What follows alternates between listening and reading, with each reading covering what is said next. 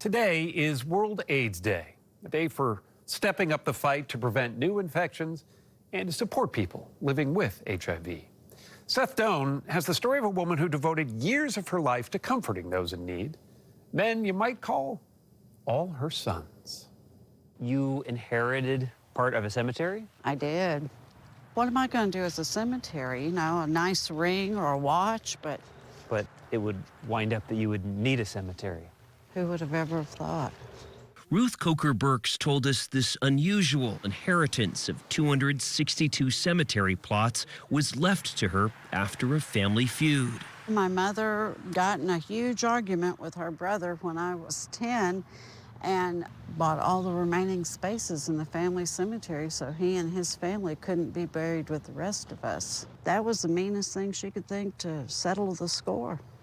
The plots sat mostly unused until the AIDS crisis hit Hot Springs, Arkansas. You were with some of these guys as they took their last breaths. Yes. Death and I got to be old friends. Coker Burks, a self-described straight church lady, remembers when the disease went by another name. There are more lives claimed, victims claimed, than toxic shock and Legionnaire's disease combined. And yet most of the country doesn't know about this cancer. Why? Well, I think it's because it's a gay cancer. Scientists scrambled to learn more. By 1984, researchers identified that the HIV virus, as it would come to be known, caused AIDS. By 1985, there were more than 20,000 reported AIDS cases worldwide. See, people think that the AIDS epidemic happened in San Francisco or it happened in New York. It didn't happen in the center of the country, but it did. As is the case with so many aspects of AIDS, the enemy isn't just disease, it is fear. And as fear swirled, Ruth Coker Burks, then in her mid-20s, found herself face-to-face with the disease while visiting a friend at an Arkansas hospital. She noticed a room no one was entering. An AIDS patient was inside. He was so frail and so pale and so near death, and he weighed less than 100 pounds, and you couldn't really tell him from the sheets on the bed. The young man in 6H. Did you go in that room? What happened next was dramatized in a short film when the patient, known as Jimmy, asked to speak with his mother. I'd like his mother's phone number, please. He wants his mother. Honey, his mother is not coming. He's been in that room 6 weeks, and nobody is coming. But Ruth Coker Burks returned to Jimmy's room and says she sat with him for the next 13 hours. What made you stay with him until he passed away? He needed me. His mother had already abandoned him. Nobody wanted his remains, so Coker Burks says she paid for his cremation and then put his ashes in a cookie jar and brought them up to that cemetery.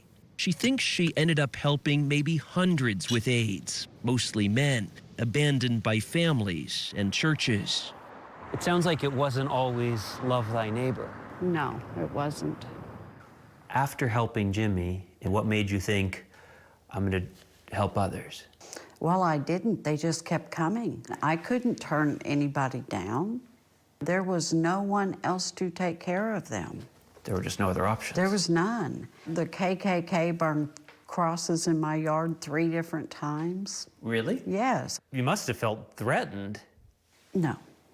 I had a killer on my hands. I was dealing with AIDS. Why was I going to be afraid of somebody burning a cross in my yard?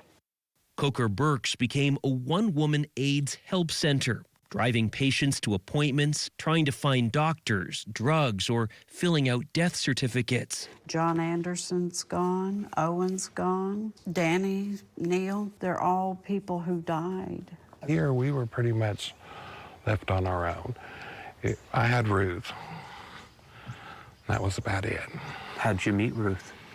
I met her at work. I managed a bar, and she came in one night trying to raise some funds to bury someone that had died of AIDS. Paul Wineland says they'd spin up drag show fundraisers to support Coker Burks' work. One of the performers was his own partner of 10 years, Billy. Stage name, Marilyn Morell. I thought it was really great, the things that she was doing for people.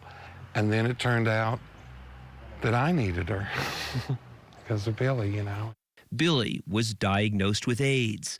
Before dying, he left Ruth his favorite red dress. Just to know that someone cares for you can prolong your time. You look gorgeous. Oh, look at you. Mwah. Jamie Newworth's younger brother, Joe Ross, was buried here too. You have just been our savior angel, you know that. You just melted all the fear and all the panic and anxiety. Newworth and her family had little money and were struggling in those final days of her brother's life until a nun gave her Coker Burks' number. She did everything for us, and all we had to do was come out here and pick a spot. She was a saint. Jimmy's right here. Do you have any idea how many people you buried here? There's over 40. She admits her memories are a little fuzzy, There's Tim and Jim. and maybe that's not so bad. You know, back then, it was just incomprehensible that this would go on and on and on. But it did. She says she found solace out on the waters of Arkansas's Lake Hamilton. No one was dying on the lake. No one was sick on the lake. You could catch a fish and throw him back in, and he'd swim away to live another day. And it wasn't that way on dry land. Coker Burks took on an informal advisory role on AIDS in the Clinton administration and would eventually be recognized for her work. That was a good man right there. That's a good man. In 2010, she had a stroke, which in part she blames on the stress of that era. Oh, and I forgot to point out, this is Miss Misty McCall's grave.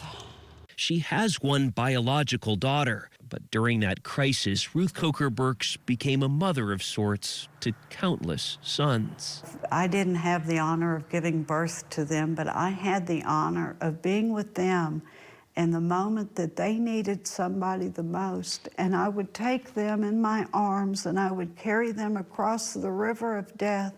And there would be on the other side waiting all of the people who loved them and didn't judge them. And I had that honor of handing them back to their friends and to God. They were lucky to have you. I was lucky to have them.